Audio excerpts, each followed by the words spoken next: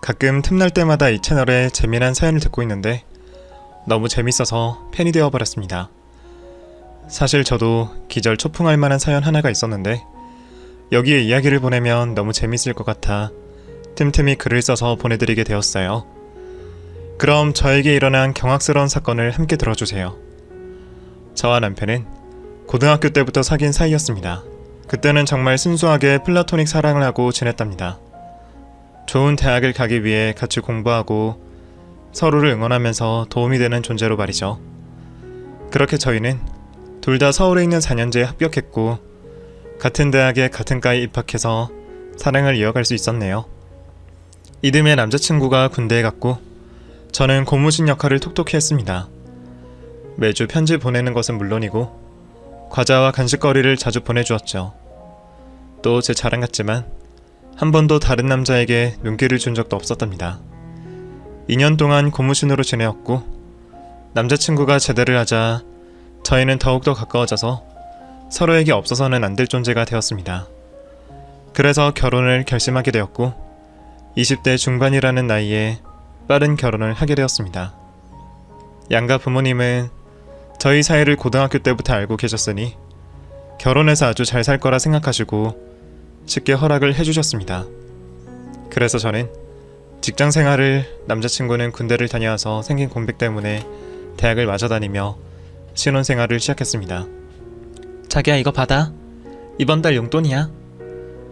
고마워. 남편이 돼서 매번 이렇게 마누라한테 손을 벌려서 면목이 없다. 당신은 학생인데 당연히 용돈을 받아야지.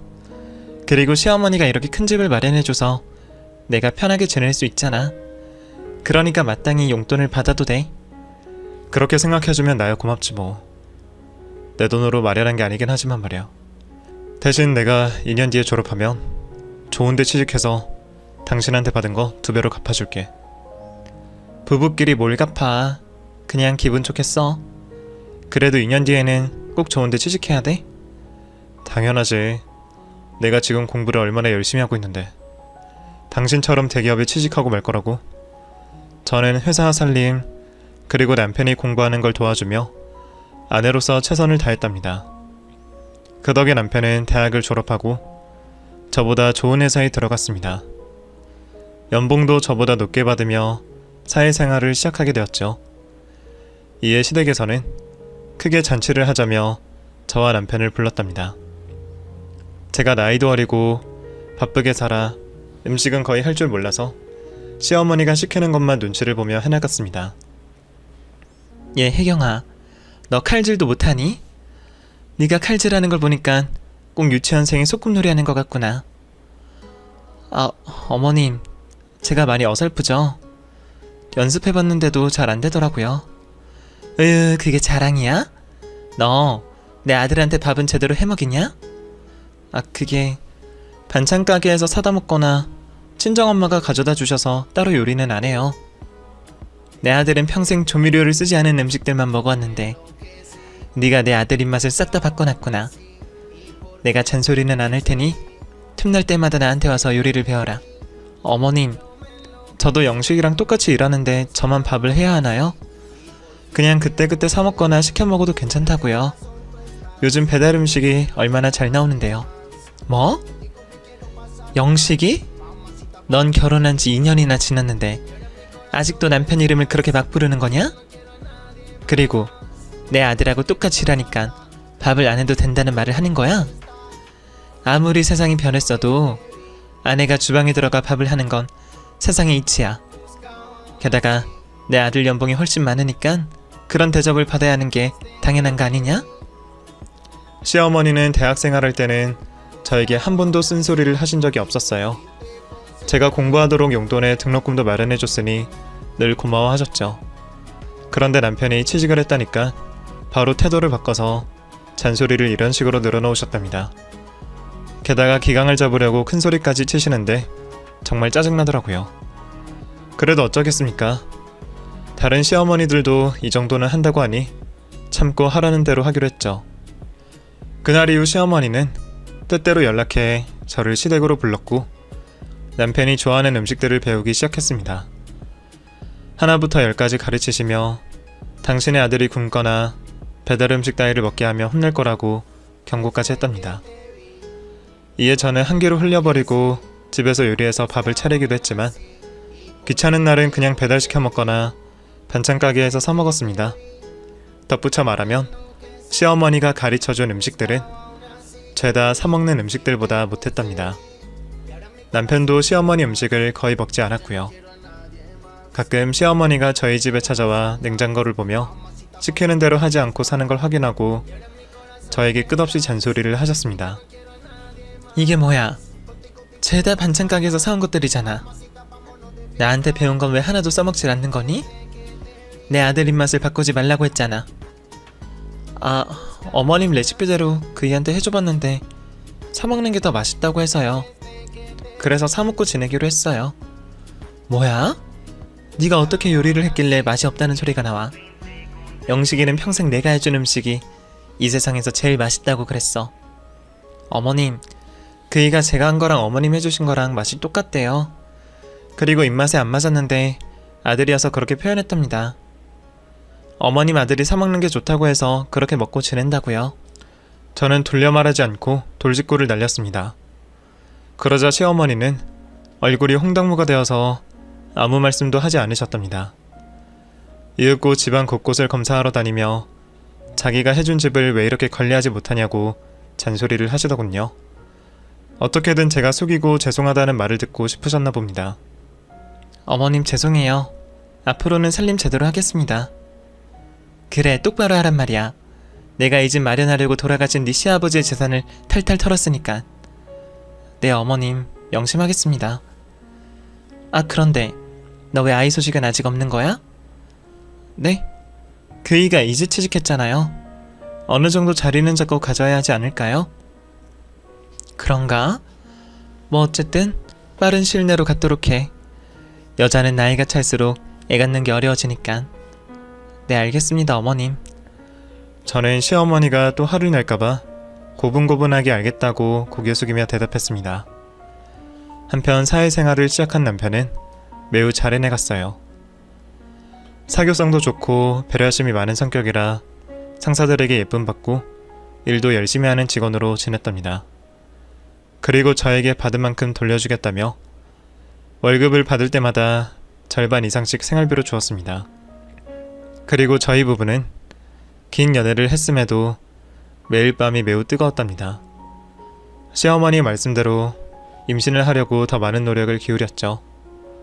하지만 해가 바뀌었는데도 임신 소식은 오지 않았답니다. 네 나이 내일 모레면 30이야.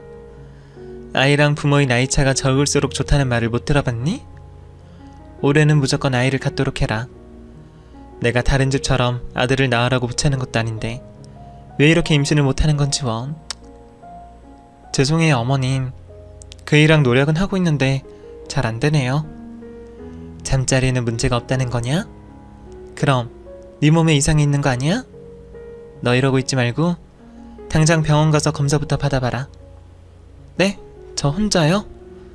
검사를 받으려면 그이랑 같이 받아야죠. 제 몸이 아니라 그이 몸에 이상이 있을 수도 있잖아요. 뭐야? 지금 내 아들한테 문제가 있을 거라는 거야? 그럴 일은 절대 없으니 너나 검사 받아라.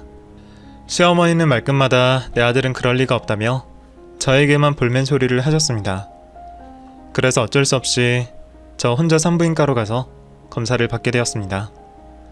의사 선생님은 아무런 이상이 없으니 기다리다 보면 좋은 소식이 있을 거라고 일러주셨죠. 저는 이 사실을 시어머니께 알렸더니 아무 말씀도 하지 않으셨고 제가 남편도 검사받게 해보자는 말을 하자 더럭 화부터 내셨답니다. 내 아들은 검사 안 해도 완벽하다니까? 내가 얼마나 금이야오기야 건강하게 키웠는 줄 아니? 네 몸에 이상이 없다니까 조금만 더 분발하도록 해라. 네, 어머님 알겠어요. 그렇게 남편과 아이를 갖기 위한 노력은 매일 반복되었답니다. 하지만 결혼한 지 5년이 지나도 아이는 들어서지 않았어요. 남편과 저는 30대를 맞으며 회사에 더 많은 시간을 보내게 되었고 둘이 함께하는 시간은 거의 주말만 가능했답니다. 그리고 제가 임신을 못하자 시어머니가 일주일에 한 번씩은 꼭 찾아와서 잔소리를 늘어놓으셨는데 언젠가부터 잔소리가 아닌 인신공격을 하셨습니다. 너 왜 애를 못 갖는 거냐? 몸에 문제가 없다면서 왜 임신이 안 되냐고. 이제 보니까 네 엄마를 그대로 닮았나 보구나. 네 엄마가 너를 40돌에 가졌다 했지. 이제 보니 집안 자체가 애 하나 가지기 힘든 유전자인가 보다. 어머님, 말씀이 지나치세요. 여기서 친정엄마 이야기가 왜 나와요? 그리고 저희 엄마는 젊었을 때 몸이 안 좋아서 저를 늦게 가졌다고 하셨어요. 너 지금 두 눈 부릅뜨고 시어머니한테 개기는 거냐? 어디서 배워먹은 버르장머리야? 그것도 네 엄마한테 받은 유전자냐?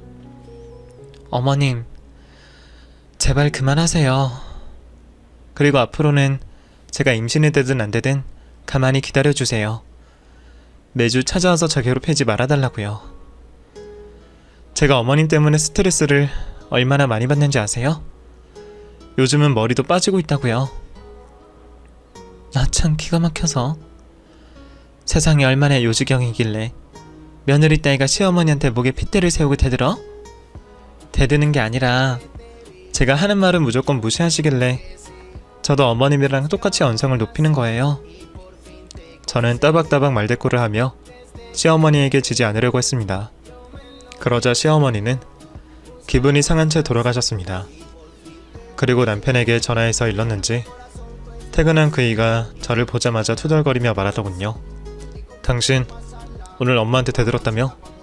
엄마가 손주 보고 싶어서 한 소리 한 걸 가지고 버럭 승질까지 내는 게 말이 돼? 어? 당신이 우리 엄마 비위 맞추기 힘든 것처럼 나도 장인 장모님 비위 맞추는 거 힘들어. 그런데 난 한 번도 당신 부모님한테 대들거나 말대답한 적 없어. 그거야 우리 엄마 아빠가 당신 속을 긁는 소리를 하지 않으니까 그런 거지. 언제 우리 부모님이 당신한테 작은 꾸중이라도 한 적 있어? 내가 돈 벌고 당신이 공부할 때도 아무런 말도 하지 않고 기다려주신 분들이라고. 그런 우리 부모님과 시어머니가 비교가 되겠니? 뭐야? 너 지금 우리 엄마 욕하는 거야? 아, 이제 막 나가는구나. 말이 헛났어. 마지막 말은 미안해. 하지만 어머님이 매주 찾아와서 임신 타령하는 거 질려버렸어. 당신이 중간에서 막아주면 안 돼? 아니 따지고 보면 엄마 말이 틀린 것도 아니잖아. 결혼한 지 5년이 넘어가는데 애가 안 생기니까 걱정되는 건 당연한 거 아니야? 어? 그리고 말이 나와서 그러는데 당신 도대체 왜 임신을 못하는 거야? 병원에서는 문제가 없다고 하는 걸 보면 혹시 나랑 연애할 때 물란하게 놀았니? 선배들한테 들어보니까 남자 관계 복잡한 여자들이 임신을 못한다고 하더라. 너도 그런 축에 끼는 거 아니야? 저는 너무 기가 막히고 어이가 없었습니다.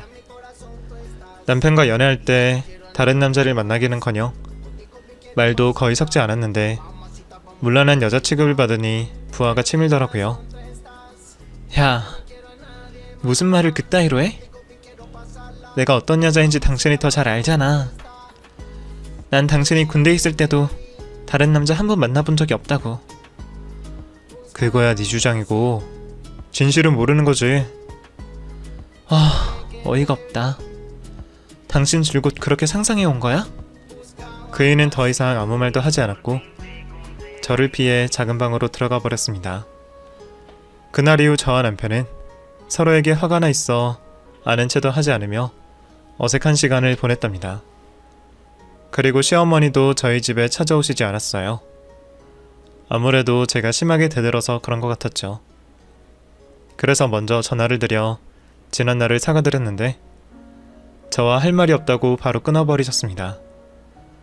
자꾸만 꼬여가는 결혼 생활에 회의감이 들었지만 예전처럼 잘 지내보기로 결심하고 남편에게 화해의 손길을 내밀기로 했답니다. 그런데 그이는 좀처럼 저와의 대화를 거부했고 한술 더 떠 외박까지 해댔습니다. 한 번도 아니고 일주일에 서너 번을 집에 들어오지 않았죠. 그래서 전 화해하고 싶은 마음이 금세 사라졌고 남편이 바람을 피우는 거라 의심하기 시작했습니다. 저는 회사에 월차를 내고 남편이 하루 종일 뭐하고 다녔는지 쫓아다녔답니다. 그이는 회사에서 정시에 바로 퇴근했고 어디론가 걷기 시작했습니다. 저는 제발 바람만은 아니길 바라며 조마조마한 마음으로 계속해서 뒤를 밟았고요. 하지만 제 바람은 처절하게 산산이 조각나고 말았답니다.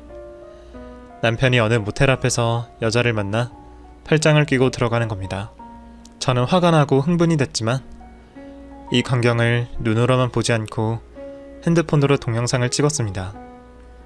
그리고 어느 모텔방으로 들어가는지 확인한 후 심호흡을 여러 번 하며 어떤 대처를 해야 할지 열심히 머리를 굴렸습니다. 저는 이판사판이라는 생각으로 남편과 상간녀가 들어간 모텔방 현관을 두드렸답니다. 누구세요? 네, 카운터인데요. 수건 여유분 좀 가져왔습니다. 잠시만요. 그리고 모텔방 문이 열리자 남편은 속옷만 입고 있었고 그대로 상간녀는 알몸으로 누워 있었습니다. 핸드폰 카메라를 켜서 사진을 수없이 찍어댔고 동영상 모드로 바꿔 제 셔츠 주머니에 넣었습니다. 나쁜 자식. 매번 외박하는 이유가 이거였어? 저 나이 많은 여자랑 바람 피우려고 말이야? 아, 진짜 당신 뭐야? 지금 내 뒤를 따라다닌 거야? 이젠 하다하다 스토커즈까지 하냐? 뭐 스토커? 방귀 낀 놈이 성낸다더니 바람 피운 주제 할 말이 그거밖에 없냐? 됐어. 어차피 너라는 여자 질린 지 오래전이야. 진작부터 이혼하고 싶었는데 꾹 참고 있었다고. 상황이 이렇게 된 게 차라리 잘 됐다. 길게 말할 필요 없이 이혼하면 되니까 말이야. 볼 거 다 봤으면 그만 꺼져. 집에 가서 이혼 서류나 준비해. 그 말에 저는 결국 눈이 뒤집히고 말았고 이성을 잃고 각성하게 되었습니다. 남편의 머리채를 잡고 따귀를 연거푸 날리고 발길질까지 하며 두들겨 패주었습니다. 그이는 몸을 움츠리고 제 공격이 끝나기만을 기다렸죠. 실컷 패주었더니 제 눈에 상간녀가 들어왔습니다. 손바닥도 부딪혀야 소리가 난다고 제 남편 혼자 한 짓이 아니니 그녀도 바로 응징해주려고 달려들었습니다. 그러자 상간녀는 알몸으로 저에게 똑같이 달려들었고 서로의 머리채를 잡았답니다. 이년아, 할 짓이 없어서 유부남하고 바람을 피우냐? 나이도 처먹을 만큼 처먹은 년이 말이야. 이거 웃기는 년이네. 나이 많으면 연애 좀 하면 안 되니? 그리고 네가 남편 간수를 못해서 바람이 난 거 아니야. 아, 네 남편이 너보다 나랑 할 때가 더 좋다고 하더라? 상간녀의 조롱에 얼마나 화가 났던지 저는 머리채를 한 손으로 잡고 다른 손으로 따귀를 날리려고 했습니다. 그런데 상간녀가 바로 막아내더니 제 따귀를 날렸습니다. 어찌나 힘이 세던지 제가 옆으로 넘어지고 말았답니다. 그리고 상간녀의 따귀 세례를 속수무책으로 당하고 말았어요. 조그만 년이 어디 언니한테 까불어? 꼴 좋다. 한 주먹거리도 안 되는 게 적당히 할 것이지. 분수도 모르고 나대? 너 아까 사진 찍었지? 핸드폰 내놔. 싫어. 절대 못 줘. 저는 핸드폰을 가슴에 품고 빼앗기지 않으려고 발악했습니다. 상간녀가 제 옷을 잡아당기길래 이빨로 물어뜯어 버렸죠. 이 또라이가 나를 물었어? 이게 더 맞아야 정신을 차리지? 저는 힘으로 감당하지 못할 것 같아 모텔방을 재빠르게 벗어났습니다. 다행히 상간녀와 남편은 옷을 벗고 있어서 저를 쫓아오지 못했습니다. 그곳을 벗어나 바로 친정으로 향했고 부모님을 보자마자 울음을 터뜨렸습니다. 엄마는 제 뺨이 부어오른 걸 보고 무슨 일이냐고 물었고 아빠는 크게 놀라더니 남편이 그런 짓이냐고 물었습니다. 엄마 아빠 미안해. 그 자식이 바람을 피우고 있는 현장에 다녀오는 길이야. 내 얼굴은 상간녀한테 맞아서 이렇게 된 거고. 제 말에 아빠가 언성을 높이셨습니다. 뭐야? 사이놈이 바람이 났다고? 그것도 모자라서 바람난 년이 널 때렸다는 거야? 내 이것들을 가만히 두지 않겠어. 씨. 거기 어디야? 아빠 이미 떠나고 없을 거야. 그리고 감정적으로 해결할 문제가 아니라고. 나 이 인간 가만 안 둬. 상간녀도 마찬가지고 이혼 소송도 하고 회사에서도 다 알려서 묵사발을 만들어줄 거야. 개망신이 뭔지 제대로 느끼게 해줄 거라고. 저는 그렇게 말하고 다시 엄마 품에 안겨 울음을 터뜨렸습니다. 그동안 시어머니한테 애를 갖지 못한다고 들었던 막말과 부모님 욕까지 했던 사실을 털어놓고 남편 놈이 얼마나 나쁜 놈이지 주저리 고백했습니다. 그렇게 저는 울다가 지쳐 잠이 들었고 이튿날 부모님과 함께 이혼 전문 변호사를 찾아갔습니다. 제가 현장을 잡은 사진과 동영상이 결정적인 증거가 되어